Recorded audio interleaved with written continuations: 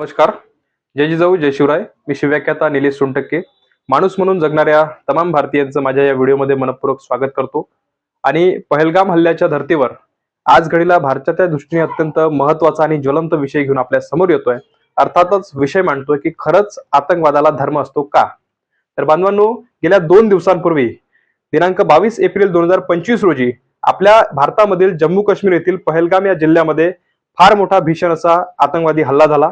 ज्या हल्ल्यामध्ये आपल्या सर्वांना माहिती असेल की आपल्या भारतातील तब्बल 28 भारतीय पर्यटक त्या ठिकाणी धारातीर्थी पडले, शहीद झाले. तर प्रथमतः त्या तमाम शहीद झालेल्या भारतीय पर्यटकांना मी विनम्र अभिवादन करतो आणि भावपूर्ण श्रद्धांजली देतो. तर बांधवांनो, हा हल्ला कसा झाला आणि कशा प्रकारे झाला हे सर्व मागील 2 दिवसांमध्ये मीडियाच्या माध्यमातून आपण पाहत आहोत, याबद्दल अजिबात शंका नाही. मात्र हा जो काही हल्ला झाला त्यामधील अत्यंत धक्कादायक प्रकार म्हणजे त्या ठिकाणी आतंकवाद्यांनी हल्ला करताना ज्या प्रकारे तिथल्या तमाम त्या व्यक्तींना विचारलं की तुम्ही हिंदू आहात की मुसलमान आहात, हे आयडेंटिफाय केल्यानंतर त्यांना ज्या प्रकारे गोळ्या घातल्या, हा प्रकार हा निंदनीय आणि तेवढाच निषेधार्ह आहे.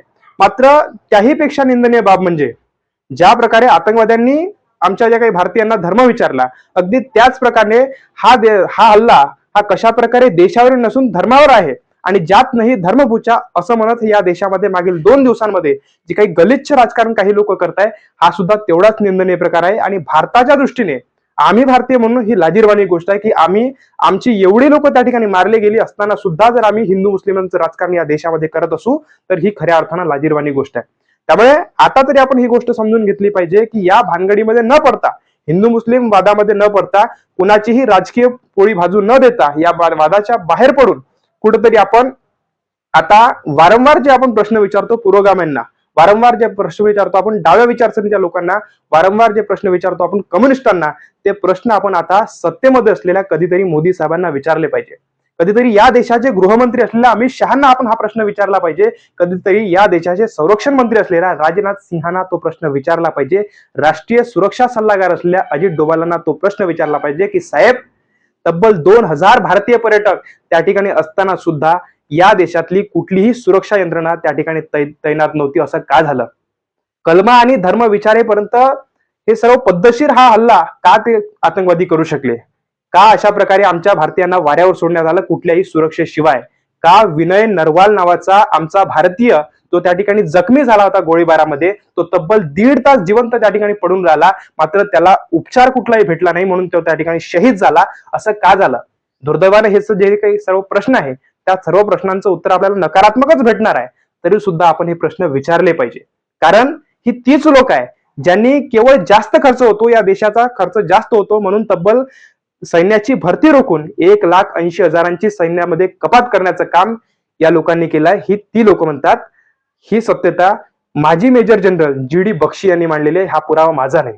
त्यामुळे अशा प्रकारची जर परिस्थिती या देशामध्ये असेल, म्हणून यांच्या या जे काही नाकारतेपणामुळे, यांच्या जे काही सैन्य कपातीमुळे वारंवार आपण पाहतो की मागील 10 वर्षामध्ये उरी हल्ला असेल, पठाणकोटचा हल्ला असेल, कारगिल हल्ला असेल, अमरनाथचा हल्ला असेल, अक्षरधामचा हल्ला असेल, की तिकडे पुलवामाचा असेल, की अलीकडे आपल्या हा पहलगामचा हल्ला असेल, अशा प्रकारचे अनेक हल्ले वारंवार होत आहे आणि वारंवार ज्यामध्ये आमच्या भारतीयांना आपल्याला मोठ्या प्रमाणावर जीव द्यावा लागत आहे. ही लाजिरवाणी गोष्ट आहे.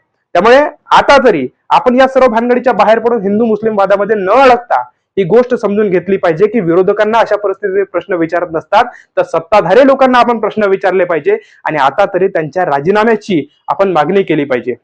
नाहीतर ते सत्तेमध्ये राहतीलच, मात्र अशा प्रकारे ज्याप्रमाणे 2019 साली पुलवामाचा हल्ला झाला होता त्याचा आजपर्यंत कुठलाही पुरावा आपल्याला भेटला नाही. तो प्रकार कशा प्रकारे घडला, का आमची भारतीय सैनिक त्या ठिकाणी मोठ्या प्रमाणात मारली गेली, त्याची आजपर्यंत कुठलीही ज्याप्रमाणे चौकशी झाली नाही. इथून पुढच्या कुठल्याही हल्ल्याचे तोच प्रकार, तशाच प्रकारचा घटनाक्रम इथून पुढच्या हल्ल्यांमध्ये देखील झाल्याशिवाय राहणार नाही आणि वारंवार आमच्या भारतीयांना यामध्ये जीव गमवावा लागेल. म्हणून आता तरी आपण हिंदू मुस्लिम वादामध्ये न पडता त्या काश्मीरी युवकांचा आवाज ऐकला पाहिजे, जे म्हणताय की हा देश हे आमचा जीव आहे. कारण कोण स्वतःच्या भाकरीवर कुऱ्हाड मारून घेणार आहे. कारण आज आपण जर सत्य परिस्थिती जम्मू काश्मीरची तपासली तर आजही जे लोक जिवंत त्या ठिकाणी आपले परतलेले आहेत ते सांगतात आहे की आमची मदत करण्याचं काम तिथल्या काश्मीरी युवकांनी केलं, जे धर्मानं मुसलमान आहे. त्यामुळे तेरी जान मेरी जान अपना हिंदुस्तान म्हणणाऱ्या काश्मीरी युवकांचा आपल्याला आवाज समजून घ्यावा लागणार आहे आणि देशाच्या सुरक्षेसाठी हिंदू मुस्लिम वादाच्या पलीकडे जाऊन कुठेतरी भारतीय म्हणून एक होणं गरजेचं आहे. मला वाटतं तेव्हाच या देशाचे सत्ताधारी जाग्यावर येऊन कधीतरी आपल्या या मृतांना न्याय दिल्याशिवाय राहणार नाही. कारण आपण धर्म धर्म म्हणत कितीही बोंबलत फिरलो तरी सुद्धा आपण पेट्रोलियमच्या जागी गोमूत्र आपण आपल्या गाड्यांमध्ये टाकू शकत नाही. कारण गेल्या 2 दिवसांपूर्वी मोदी ज्या बैठकीकरिता सौदी अरबमध्ये गेले होते तो युवराज सुद्धा धर्माने मुसलमानच होता. आणि ज्या पाम तेलाची मोठ्या प्रमाणात आपण आयात करतो आपल्या देशामध्ये ते 90% मुस्लिम असलेल्या इंडोनेशिया देशामधूनच करतो. त्यामुळे आपण कितीही धर्म धर्म म्हणून या देशामध्ये बोंबा मारल्या तरी आंतरराष्ट्रीय स्तरावर आपल्याला मिळून मिसळूनच राहावं लागणार आहे. म्हणून कुठल्याही धर्माला विरोध न करता, अगदीच ते आतंकवादी मुसलमान होते, त्यांनी तो विकृत प्रकार एका धार्मिक कट्टर मानसिकतेतून घडून आणला, याचा आपण निषेधच केला पाहिजे. मात्र एक आंबा सडका निघला म्हणून सर्वच्या सर्व पेटी सडकी निसते. एका तांदळामध्ये एक खडा असला म्हणून काही सर्व तांदूळ हे खराब नसतात, ही मानसिकता आपण कुठेतरी लक्षात घेतली पाहिजे. आणि अशा प्रकारे भारतीय होऊन, भारताच्या दृष्टीने भारतीय होऊन एकत्र येऊन या घटनेचा निषेध आपण केला पाहिजे. तेव्हाच मला असं वाटतं की आपल्या या मृतांना न्याय भेटल्याशिवाय राहणार नाही. एवढंच या ठिकाणी सांगतोय आणि थांबतोय. जय जिजाऊ, जय शिवराय. धन्यवाद.